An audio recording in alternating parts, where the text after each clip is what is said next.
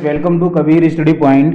तो आज का जो हमारा सेशन होने वाला है, इसमें हम देखेंगे कि जो हमारे ट्रिग्नोमेट्रिक वैल्यूज़ यानी एंगल जो दिए हुए होते हैं ट्रिग्नोमेट्री में, त्रिकोणमिति में जो हमें कोण दिए हुए होते हैं, बेसिकली उनमें मेनली 0, 30 डिग्री, 45 डिग्री, 60 और 90 डिग्री, यही मेनली एंगल्स होते हैं ट्रिग्नोमेट्री वाले रेशो में, जो कि मैक्सिमम क्वेश्चंस इसी एंगल से उठ के एग्ज़ाम में पूछे जाते हैं। तो आज हम ये देखेंगे कि ये जो एंगल होते हैं उनके वैल्यूज किस प्रकार से निकलते हैं आखिरकार उस एंगल पे, यानी 30 के एंगल पे 1/2 या फिर 30 के ही एंगल पे cos थीटा 30√3/2 ही क्यों होता है। तो आज हम इसके बारे में जानेंगे कि ये वैल्यूज़ जो ट्रिग्नोमेट्री के वैल्यू हैं वो कैसे निकल के आते हैं। तो स्टार्ट करते हैं और देख लेते हैं इनके इस वैल्यू को। जैसे कि ट्रिग्नोमेट्री टेबल दिया हुआ है, आई होप ये आपको याद होगा, अगर नहीं याद है तो आप इसे याद करिए क्योंकि ये इंपॉर्टेंट है। जिसमें दिया होता है कि साइन थीटा इक्वल, यानी साइन थीटा की जब जीरो एंगल होगा तो वहाँ पर क्या उनकी जो वैल्यू होगी वो कितनी होगी, 0 होगी। इसी प्रकार साइन 30 की जो वैल्यू होगी 1/2 होगा। इसी प्रकार साइन 45 की वैल्यू क्या होगी, 1/√2।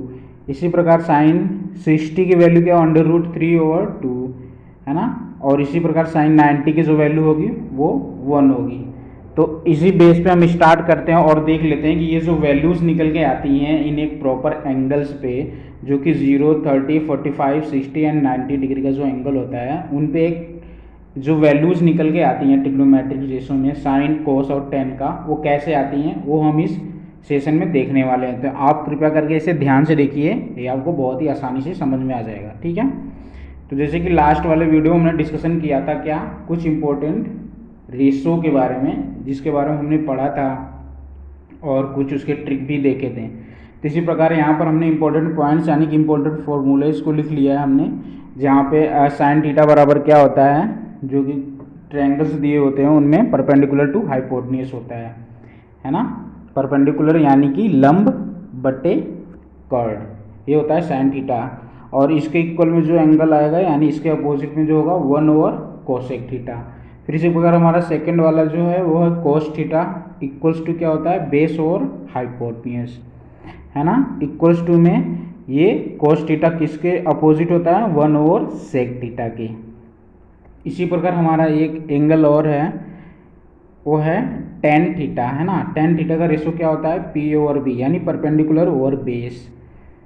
तो इसका जो अपोजिट होता है वो क्या होता है, 1/cot थीटा, है ना। और इसके इक्वल में एक और वैल्यूज होती है, वो होता है sine theta over cos theta equals to tan theta. I hope ये फॉर्मूलेज आपको याद होंगे, अगर नहीं याद है तो इन्हें याद कीजिए, ये काफ़ी इंपॉर्टेंट है।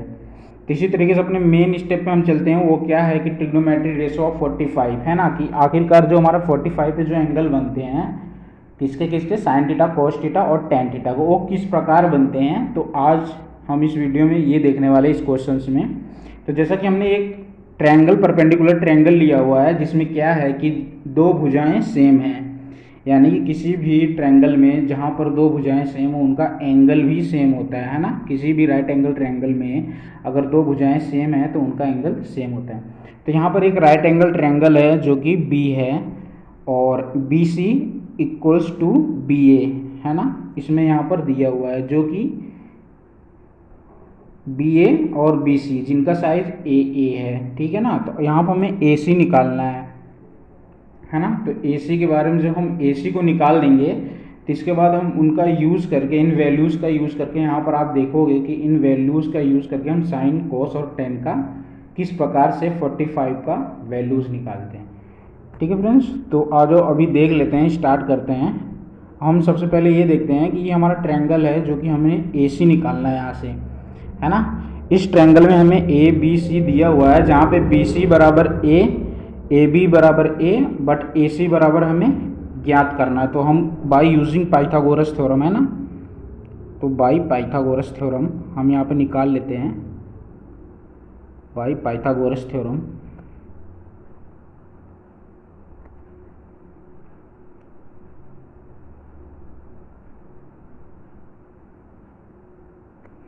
तो पाइथागोरस थ्योरम आपको याद होगा, है ना, आता भी होगा।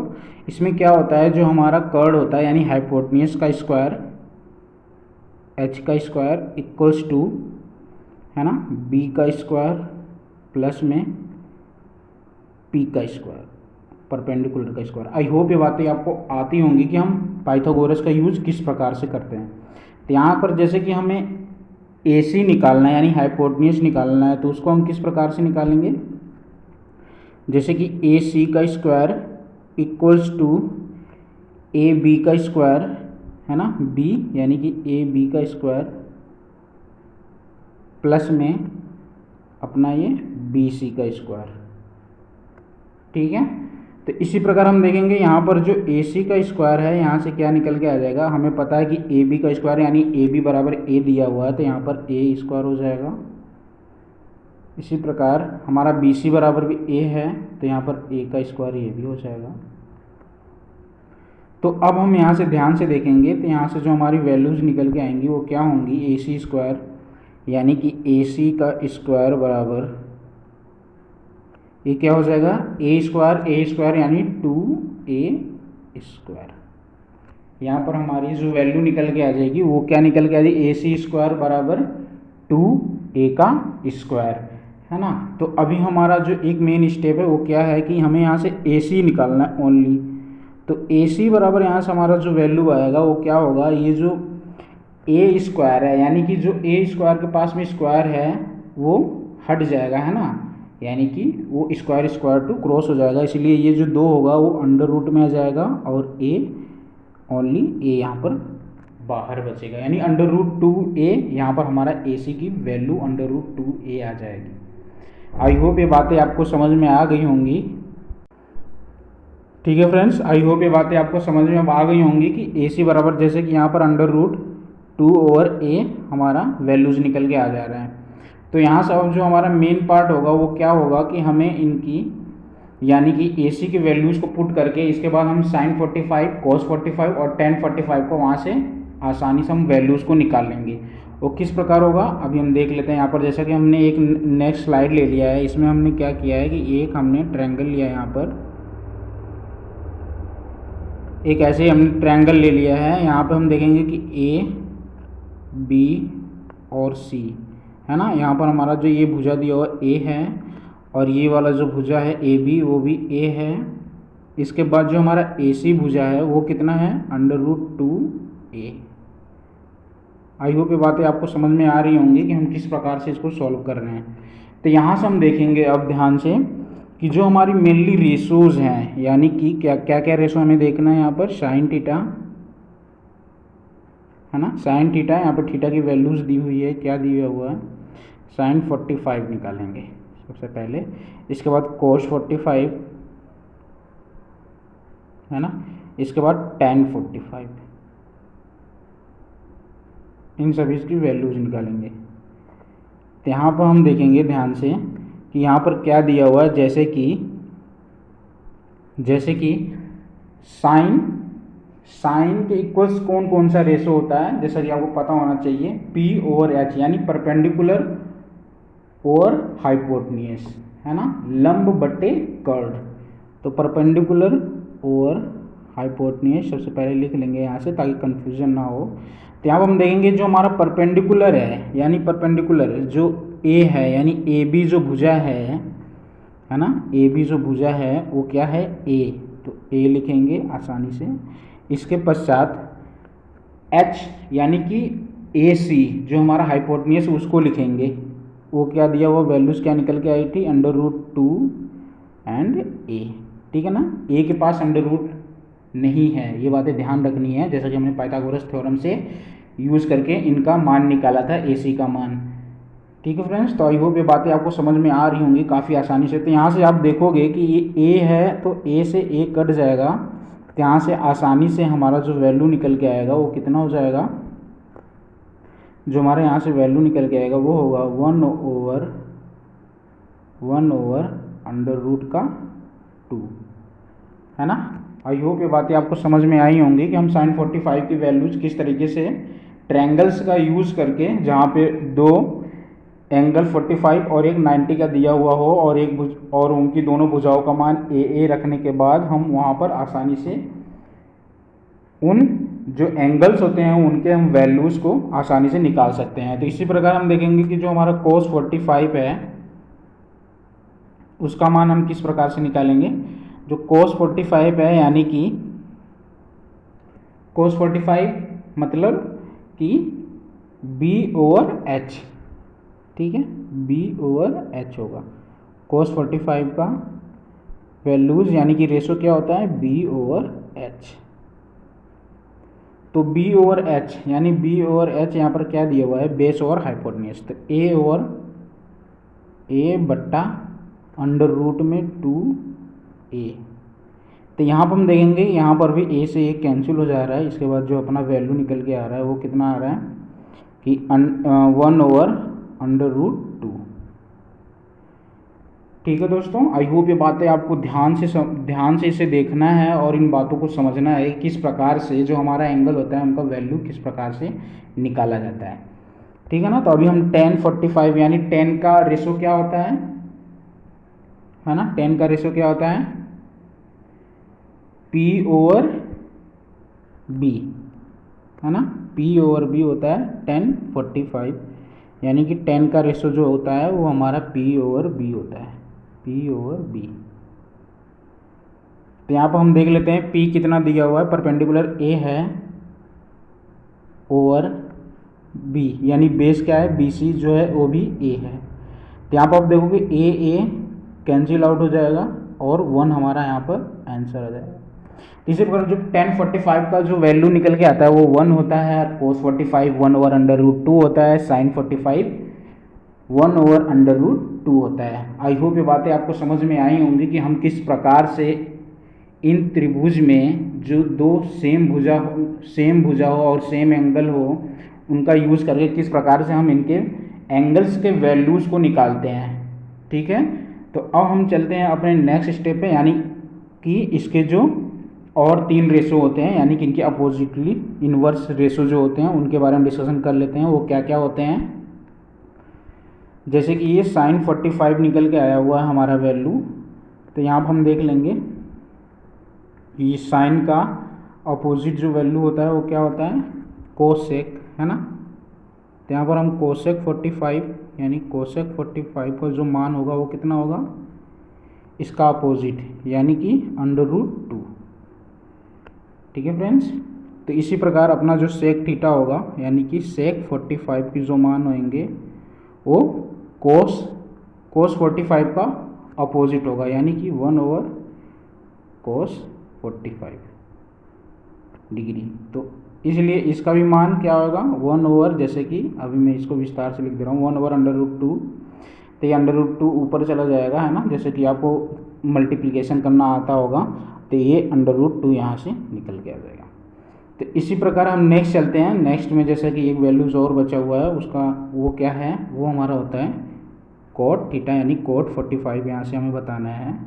तो ये कितना होता है, cot 45 का भी वही होता है यानी इन्वर्सली होता है किसके, tan 45 के। तो यहाँ पर tan 45 हम लिख लेंगे आसानी से और इसके बाद देखेंगे कि tan 45 की वैल्यूज़ क्या आती है, 1/1 थी, तो इसलिए इसका भी वैल्यू 1 ही होगा।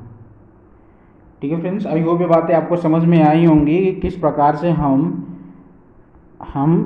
इन ट्रायंगल्स का यूज़ करके, है ना, इन मेथड का यूज़ करके कैसे हम जो हमें एंगल्स दिया हुआ होता है ट्रिग्नोमेट्री में उनके वैल्यूज़ को किस प्रकार से निकालते हैं, है ना, किस प्रकार से ज्ञात करते हैं। तो इसी तरीके से हम अपने नेक्स्ट प्रोसेस पे अगले एक स्टेप पे चलते हैं। वो हमारा क्या है, इसमें दिया हुआ जैसे कि ratio of 30 and 60 degree in equilateral triangle, है ना, कोई भी इक्विलेटरल ट्रायंगल हो यानी कि समबाहु त्रिभुज हो जिनकी सारी साइडें इक्वल हो और उनका एंगल भी इक्वल होता है ना, जोन से जिस भी त्रिभुज का साइड इक्वल हो तो उनका एंगल भी समान होता है। ठीक है, तो यहाँ पर जैसे कि मेनली हमने एक इक्विलेटरल ट्रायंगल लिया हुआ है जहाँ पे angle A B and angle C equal हैं यानी 60 डिग्री हैं। तो यहाँ पे सारी भुजाएं सेम होंगी और सारे एंगल भी सेम होंगे।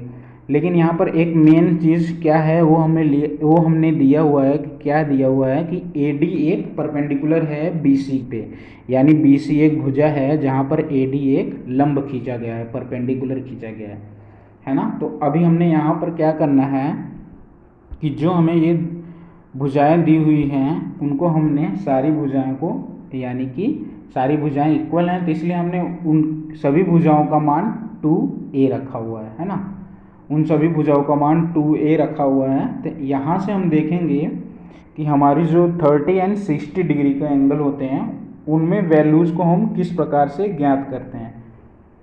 ठीक है दोस्तों, तो इसको ध्यान से देखिए, ये आसानी से समझ में आ जाएगा, है ना। काफ़ी इंपॉर्टेंट है ये। तो इसमें जैसे कि ये दिया हुआ है हमारा एंगल B, है ना। जैसे कि ये ट्रायंगल दिया हुआ है ABC, आपको पता है कि ABC सारे ट्रायंगल्स 60 डिग्री के हैं, बट यहाँ पर एक लंब डाला हुआ है जो कि A यानी पॉइंट A को प्रतिच्छेदित करते हुए D तक पहुँच रहा है ना, यानी पॉइंट A को डाइवर्स कर रहा है। इसलिए ये यहाँ पर क्या हो जाएगा, एंगल A यहाँ पर कितना होगा हमारा 30 डिग्री हो जाएगा। ठीक है फ्रेंड्स, तो यहाँ पर हमारा जो एंगल A बराबर होगा वो क्या होगा 30 डिग्री। एंगल A बराबर 30 डिग्री। इसके बाद जो अपना एंगल B है वो कितना है, वो है 60 डिग्री। ठीक है, आई होप ये बातें आपको समझ में आई होंगी। तो यहाँ पर हम देखेंगे कि ये जितनी भी एंगल्स हैं, यानी कि जितने भी ये दो ट्रायंगल इस त्रिभुज में बन रहे हैं, यानी ABC में जो कि AD एक परपेंडिकुलर खींचा हुआ है टू BC के, तो यहाँ पर हम देखेंगे कि जो हमारा ट्रायंगल, ये जो ट्रायंगल होगा यानी कि ट्रायंगल ऑफ ABD सिमिलर होगा टू ट्रायंगल ऑफ ADC। ठीक है, आई होप ये बातें आपको समझ में आ गई होंगी। तब इसके बाद हमारा जो नेक्स्ट स्टेप होगा उसमें क्या करना है, अब हमें इसमें हम ये देखेंगे कि जो हमारा ये ट्रायंगल है ना, यानी जो ट्रायंगल दिया हुआ है उसके जो साइडें दी हुई हैं 2a 2a 2a, है ना। AB बराबर 2a, BC बराबर 2a एंड AC बराबर 2a। तो हमें यहाँ पर AD का लेंथ ज्ञात करना है। तो यहाँ से जो हम AD निकालेंगे by using the Pythagoras theorem, ठीक है ना। तो यहाँ हम लिखेंगे मेनली पाइथागोरस थ्योरम का यूज़ करके हम यहाँ पर AD निकालेंगे। ठीक है, पाइथागोरस थ्योरम का यूज़ करके यहाँ से AD निकालेंगे, जहाँ पर हम देखेंगे कि AB का स्क्वायर इक्वल्स टू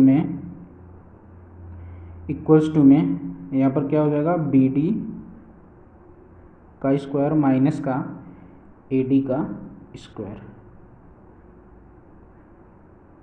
ठीक है फ्रेंड्स, तो यहाँ पर हम देखेंगे जो हमारा ये AD है, हमें इसी AD के लेंथ को ज्ञात करना है, यानी AD बराबर कितना होगा ये हमें बताना है।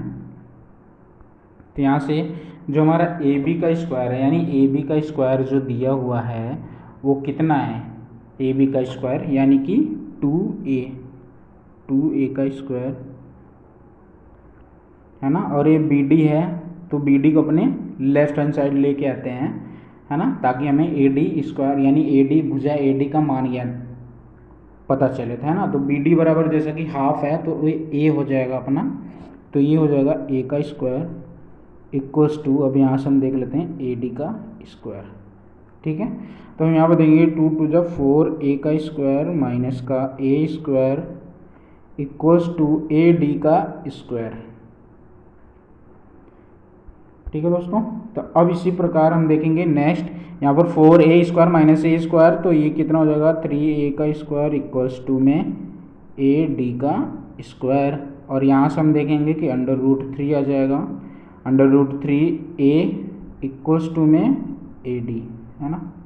यानी जो हमारा AD का भुजा है वो कितना आ जाएगा, AD बराबर कितना है √3A, जैसा कि यहाँ पर हमने पहले ही लिख दिया था, है ना, पहले ही लिख दिया था कि √3A। तो ये कैसे आया है, क्योंकि ये एक ट्रायंगल दिया हुआ है समबाहु त्रिभुज जिसमें कि AD एक परपेंडिकुलर है टू BC, है ना। तो यहाँ पर दो सिमिलर त्रिभुज यानी कि ABD सिमिलर टू ADC हो जाएगा, है ना, by using the CPCT rule. I hope आपने इसे पढ़ा होगा। तो इसी प्रकार हम इसको यूज़ करते हुए यहाँ से हम AD का वैल्यू निकाल लेंगे, है ना।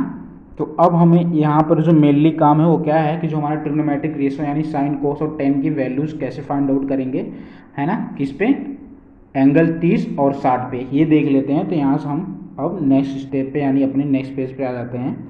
यहाँ पर हम इसे रफली ड्रॉ कर लेते हैं इस ट्रायंगल को, है ना। यहाँ पे केवल हाफ ड्रॉ करते हैं, हाफ ही ड्रॉ करेंगे, है ना। क्या क्या दिया हुआ था ये हमारा वैल्यूज जो था यहाँ पर A, B और ये D, है ना। तो यहाँ से हम देख लेते हैं कि जो हमारा ये वाली जो वैल्यू, ये वाला जो एंगल था वो कितना था 60 डिग्री, और एंगल A बराबर कितना है 30 डिग्री, ठीक है फ्रेंड्स। और ये अपना परपेंडिकुलर था। तो यहाँ से हमें क्या निकालना है, यहाँ पर हमें रेशो निकालना है किसके, sin 30 cos 30 एंड tan 30, और इसी प्रकार sin cos और tan 60 का भी वैल्यू निकालना है। तो हम देख लेंगे यहाँ पर जो हमें AB दिया हुआ था, AB जो दिया हुआ था वैल्यू वो कितना था, यहाँ पर 2A था। इसी प्रकार जो BD था वो A था भुजा, है ना, BD भुजा का लेंथ A था, AB भुजा का लेंथ कितना था 2A था। इसी प्रकार हमारा AD जो था, AD का लेंथ कितना था √3A, जैसा कि पाइथागोरस थ्योरम का यूज़ करके हमने अभी भी जो निकाला है ना। तो अब हम यहाँ पर रेशो निकाल लेते हैं, किसके रेशो निकालेंगे अब हम यहाँ पर साइन 30 के रेशो, है ना। साइन 30 के रेशो कितना होता है, इस वाले ट्रायंगल को आप ध्यान से देखिए। साइन बराबर क्या होता है P/H, यानी परपेंडिकुलर टू हाइपोटेन्यूस, है ना। तो साइन 30 यहाँ पर आप देख रहे हो, है ना, जैसा कि हमने पहले ही डिस्कशन कर रखा है। तो यहाँ पर जो सामने वाली भुजा होगी इसके साइन 30 के, वो परपेंडिकुलर होगी, और उसका जो एडजेसेंट होगा वो कितना होगा बेस √3A, और इसी प्रकार जो कर्ड है वो 2A होगा, किसके साइन 30 के अकॉर्डिंग। तो यहाँ पर साइन 30 क्या होता है P/H। तो जैसे कि परपेंडिकुलर A है, H जो है 2A है, तो यहाँ पर A/2A लिखेंगे।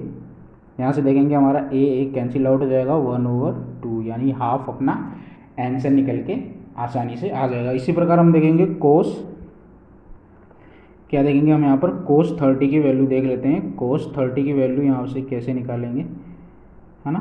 तो कोस 30 का भी वही है, सामने वाली भुजा परपेंडिकुलर, एडजेसेंट √3A, और कर्ड जो है 2A, है ना। ये बातें ध्यान रखनी है, जहाँ जिस पॉइंट से हमें एंगल इंडिकेट करे वहीं से हमें रेशो को निकालना है, जैसा कि आपको पता होगा। अगर नहीं पता है तो इसके पिछले वाले वीडियो को देखिए, आपको ये सारी बातें आसानी से पता चलती हुई चली जाएंगी, है ना। तो अभी हम देखेंगे कोस 30 की जो वैल्यू है वो कैसे निकलेगा। तो यहाँ पर कोस 30 के जैसे रेशो क्या होता है आपको पता होना चाहिए। कोस 30 का रेशो क्या होता है B/H, यानी बेस ओवर हाइपोटेन्यूस। तो बेस यहाँ पर √3 है, √3A, हाइपोटेन्यूस कितना दिया हुआ है यहाँ पर, हाइपोटेन्यूस है अपना 2A। तो यहाँ से हम देखेंगे ध्यान से, तो A से A कैंसिल आउट हो जाएगा, तो यहाँ से हमारा √3/2, ठीक है फ्रेंड्स। ये हमारा वैल्यूज़ निकल के आ जाएगा कोस 30 का। आई होप ये बातें आपको समझ में आ रही होंगी आसानी से, है ना। तो अब हम क्या करना है, हमारा जो नेक्स्ट प्रोसेस है, नेक्स्ट वाला जो है वो क्या है कि tan 45, है ना, यानी tan 30 का यहाँ से वैल्यू निकालना है हमें।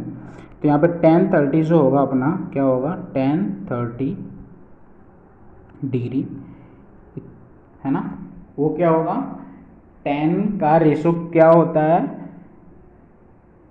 P/B, है ना, यानी परपेंडिकुलर ओवर बेस।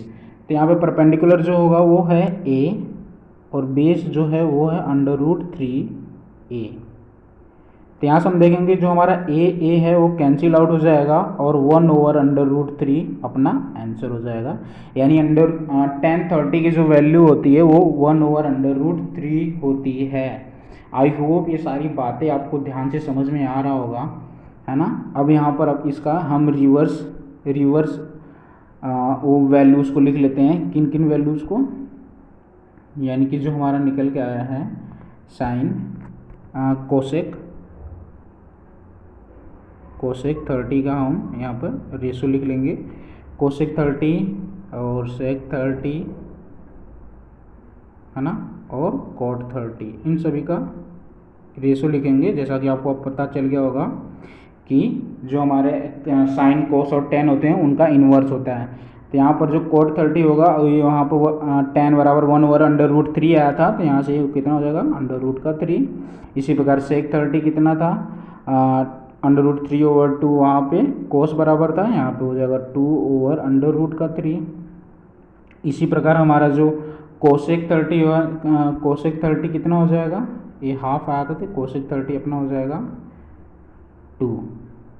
ठीक है फ्रेंड्स, आई होप ये सारी बातें आपको समझ में आ गई होंगी किस प्रकार हम with the help of triangle से हम कैसे वैल्यूज़ के लेंथ को, है ना, लेंथ को मान करके और उनके एंगल्स के जरिए हम किस प्रकार से जो ट्रिग्नोमेट्रीज के एंगल होते हैं उनका किस प्रकार से हम वैल्यूज़ को निकालते हैं। ठीक है ना, तो इसी प्रकार हम अब देख लेते हैं हमारा जो नेक्स्ट प्रोसेस है उसमें हम क्या देखेंगे कि जो हमारा ट्रायंगल दिया हुआ होगा उसमें साइन यानी कि 60 के अकॉर्डिंग हम अब एंगल को निकालेंगे। ठीक है ना, तो वही हम यहाँ पर भी ट्रायंगल फॉर्म कर ले रहे हैं वैसे ही। तो यहाँ पर मान ले ए,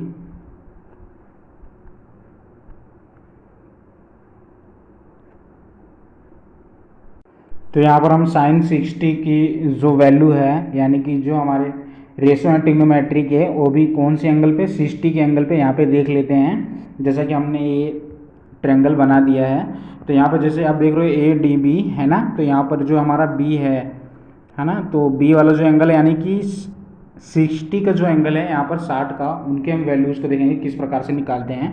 तो यहाँ पर 60 की जो सामने वाला भुजा होगा वो क्या होगा, वो परपेंडिकुलर होगा और इजीली यहाँ पर सब कुछ सही तरीके से दिया हुआ है ना। तो यहाँ पर जो एडजेसेंट है वो बेस है और हाइपोटेन्यूज 2a है।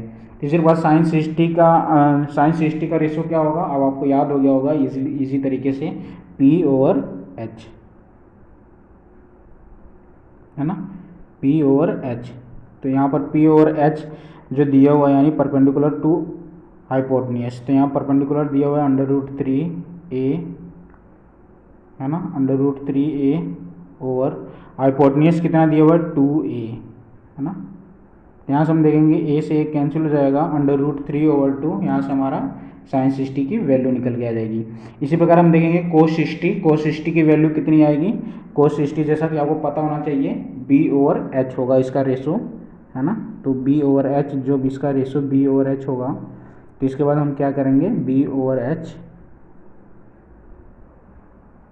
बराबर बेस क्या है यहाँ पर a, हाइपोटेन्यूज 2a है ना। तो यहाँ पर हम देखेंगे a से एक कैंसिल आउट, तो यहाँ पे 1/2 cos 60 की वैल्यू आ जाएगी। इसी प्रकार हम देखेंगे tan 60 की जो वैल्यू होगी वो कितना होगी, tan 60 का जो वैल्यू होगा वो कितना होगा, tan 60 का जैसे रेशो आपको पता होना चाहिए कि क्या होता है, tan का रेशो P/B है ना, परपेंडिकुलर ओवर बेस। तो यहाँ परपेंडिकुलर दिया हुआ है √3a, बेस क्या है यहाँ पर, बेस है अपना a, तो यहाँ से a कैंसिल आउट हो जाएगा और √3 यहाँ पर आंसर आ जाएगा है ना। फ्रेंड्स, आई होप ये बातें आपको समझ में आ गई होंगी। इसी प्रकार हम जो इनके रेशो होते हैं उनको लिख लेते हैं थोड़ा क्विक मोड में है ना, जल्दी जल्दी। तो यहाँ पर जैसे कि कौन कौन से और रेशो होते हैं, कोसेक थीटा जो कि इनका इन्वर्स होता है ना, कोसेक 60 का। इसके बाद अपना क्या सेक 60, इसके बाद tan 60। तो यहाँ से हम इन सभी की वैल्यूज़ को फाइंड आउट कर लेंगे है ना। तो क्या होता है, ये इन्वर्स होते हैं किसके किसके, साइन कोस और tan के। जैसा कि यहाँ पर tan 60 यहाँ पर कोट आएगा, सॉरी कोट 60। तो यहाँ पर जैसे कि tan 60 का √3 हुआ तो यहाँ पर 1/√3 हो जाएगा।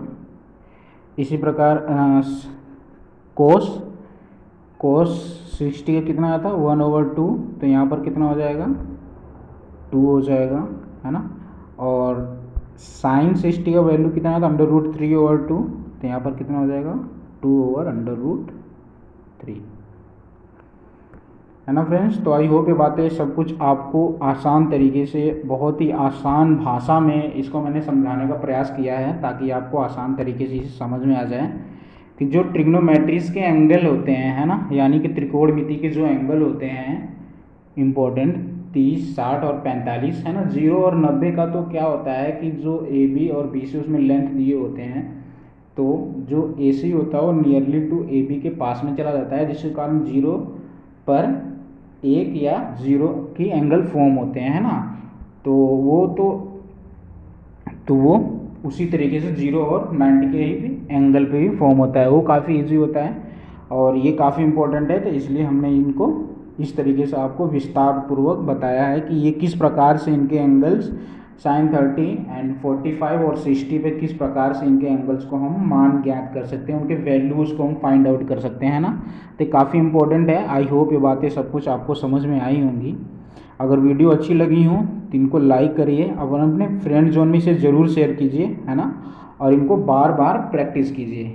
अगर आप इसे बार बार प्रैक्टिस करोगे, इन क्वेश्चनों को सॉल्व करने के लिए उनके तरीक़ों को सीखोगे कि ये किस प्रकार से कैसे आया, तो आप काफ़ी अच्छी तरीके से इन क्वेश्चनों को सॉल्व कर सकते हो, है ना।